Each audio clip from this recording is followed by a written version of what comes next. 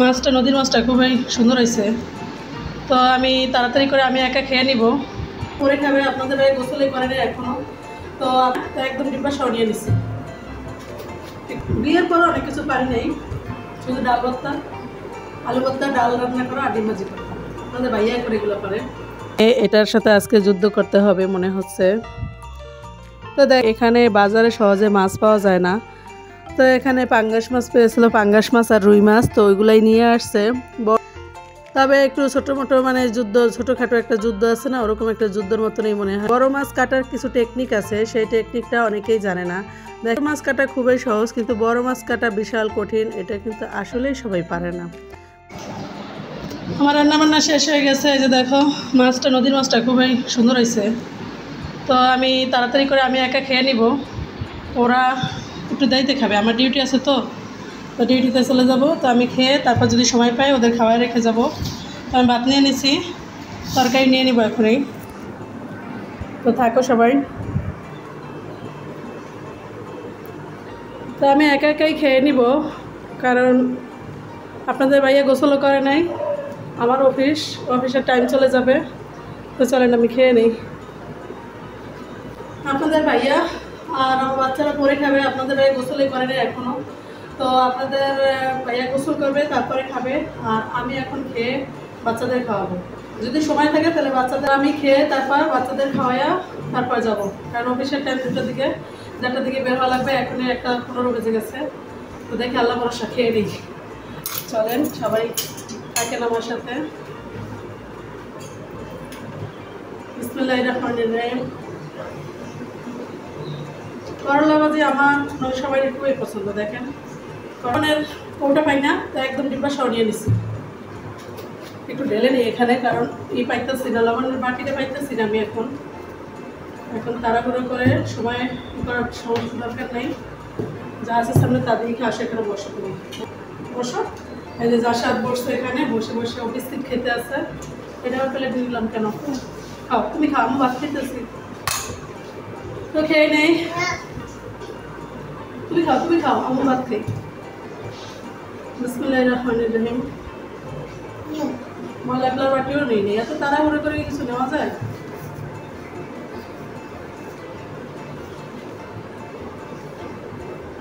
যাবে গেঞ্জি পরে আসো খেতে। বিসমিল্লাহির রহমানির রহিম।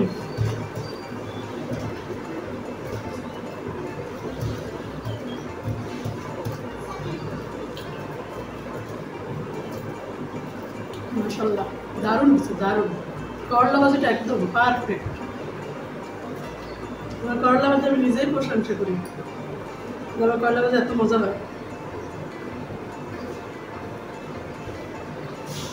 যে কোনো রান্নায় এখন মোটামুটি পারি, আগে পারতাম না, কিচ্ছু পারতাম না। যখন পড়াশোনা করছি মেডিকেলে, কিচ্ছু পারতাম না।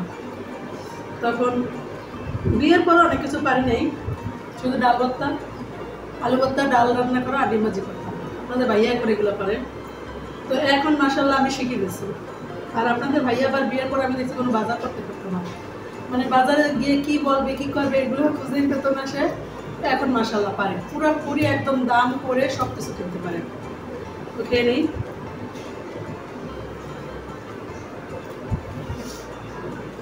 মাছ নিয়ে নিয়েছে এটা।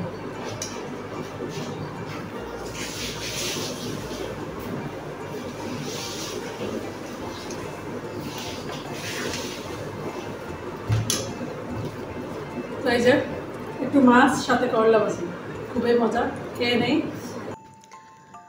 তো এখানে চলে আসলাম আমি বিশাল এক পাঙ্গাস মাছ নিয়ে, এটার সাথে আজকে যুদ্ধ করতে হবে মনে হচ্ছে। তো দেখেন এখানে আপনাদের ভাইয়া বাজারে গেছিলো, তো বাজারে গিয়ে তেমন কোনো মাছ পায় নাই, মানে এখানে বাজারে সহজে মাছ পাওয়া যায় না। তো এখানে পাঙ্গাস মাছ পেয়েছিল, পাঙ্গাস মাছ আর রুই মাছ, তো ওইগুলাই নিয়ে আসছে। বড় একটা রুই মাছ আনছে আর একটা পাঙ্গাস মাছ আনছে। তো সেই পাঙ্গাস মাছ তো আমরা সহজে খাই না, এখন পাঙ্গাস মাছ যেহেতু আনছে, এখন খেতে হলে তো এটাকে খুব সুন্দরভাবে পরিষ্কার করা লাগবে। তো দেখেন আমি কিভাবে যুদ্ধ করতে আছি, মানে এই পাঙ্গাস মাছটাকে সাদা না বানালে আমি এটা খেতে পারবো না, আর আপনাদের ভাইয়াও খেতে চায় না। যেহেতু আমি খাবো বাচ্চাদের নিয়ে, তো একটু ভাবলাম যে ভালো করে এটা একটু পরিষ্কার করি, পরিষ্কার না করলে এটা খাওয়া যাবে না। তো আমার হাতে যে পাতাগুলো দেখতেছেন এটার নাম হলো, আমাদের অঞ্চলে এই পাতাটার নাম আমরা বলি খাকরোল পাতা। খাকরোল পাতা খুবই সুন্দর নাম। তো এই পাতাটা দিয়ে আমি খুব সহজেই মানে পাঙ্গাস মাছ বলেন আর শিং মাছ বলেন, এগুলো খুব সহজেই মানে আমি পরিষ্কার করে ফেলি। তবে একটু ছোটো মোটো মানে যুদ্ধ, ছোটোখাটো একটা যুদ্ধ আছে না, ওরকম একটা যুদ্ধের মতনই মনে হয়। দেখেন মানে অনেকক্ষণ যাবৎ আমি কিন্তু এটাই করতে আছি যাতে এটা খুব সুন্দরভাবে পরিষ্কার হয়, সাদা হয়ে যায়, কারণ সাদা না হলে এই মাছ আমি খেতে পারবো না। তো মোটামুটি একদম সাদা পরিষ্কার হয়ে আসছে। দেখেন সবাই আমি কিভাবে পরিষ্কার করতে আছি। সাথে একটু মানে ছাই আছে, চুলার যে ছাই, ওই ছাইটা নিয়ে নিছি আমি। তো দেশগ্রামে খুব সহজেই মাছগুলো কাটা যায়, পরিষ্কার করা যায়, কারণ এই পাতাগুলো কিন্তু শহরে পাওয়া যাবে না, বিশেষ করে ঢাকাতে বা অন্যান্য শহরে এই পাতাগুলো পাওয়া যাবে না। আর এই ছাইটাও কিন্তু পাওয়া খুবই কষ্ট, কারণ তারা কিনা ছাড়া ছাই পাবে কোথায় শহরে। তো দেশগ্রামে মোটামুটি আমার অবশ্য ছাই ছিল না, আমার পাশের প্রতিবেশীদের থেকে ছাইটা নিছি।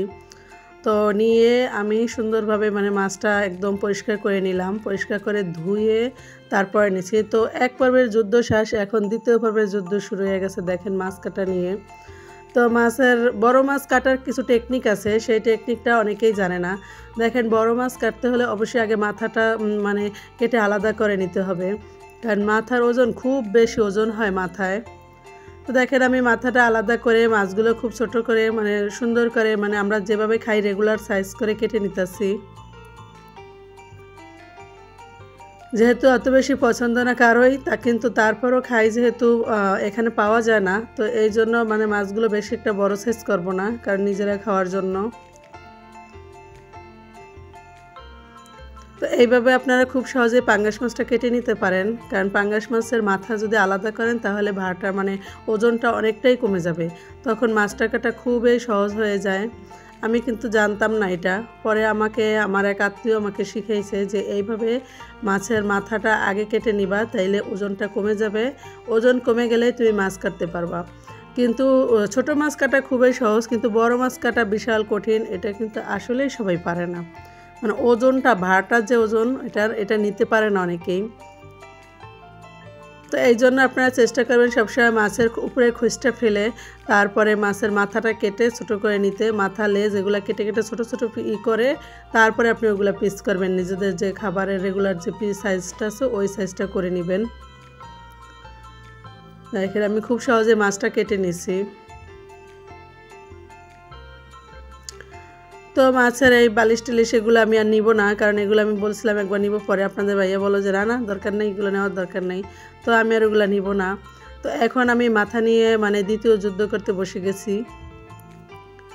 এই মাথাটা আমি কেটে একদম ছোট ছোট করব, কারণ পরবর্তীতে এগুলো আর ওইভাবে কাটা হয় না। তো এই যে পাঙ্গাস মাছের মাথা কাটছি, এটা যে কবে খাওয়া হবে তা আমি নিজেও জানি না, কিন্তু কেটে নেই, কারণ যেহেতু বসছি এখন হাতে রক্ত এগুলো হাতে মাখাইছি যেহেতু, তাহলে আমি একটু খুব সুন্দর করে এটা ছোট ছোট ছোট ছোট করে কেটে নিই, কারণ এটা দিয়ে পরে ডাল বা অন্য কিছু রান্না করা যাবে। তো আমি এভাবে মাছগুলো কেটে নিলাম, খুব সহজে মাছটা পরিষ্কার করে নিলাম এবং কেটে নিলাম। তো আমার দর্শক যারা আছেন, আমার ভিডিও দেখতেছেন, এখন পর্যন্ত একটা লাইক দেন নাই, কিন্তু ভিডিওটা দেখতেছেন, প্লিজ একটা লাইক দিয়ে দিবেন। আর যদি একটু ভালো লেগে থাকে প্লিজ সাবস্ক্রাইব করে পাশে থাকবেন, আর গঠনমূলক একটা কমেন্ট করে যাবেন। আর ভিডিওর পাশে যে থাকা বেল আইকনটি অন করে দিবেন, যাতে আমি ভিডিও ছাড়ার সাথে সাথে যেন আপনাদের কাছে পৌঁছে যায়। তো আমার মাছগুলো কাটা হয়ে গেছে, তো আজকের ভিডিওটা আর বেশি বড় করব না। দেখেন আমি মাছগুলোকে আলাদা করে নিতেছি। তো সবাই ভালো থাকবেন, সবাই আমার জান্নাত স্বপ্ন ব্লগের সাথে থাকবেন। আজ এ পর্যন্ত, আল্লাহ হাফেজ।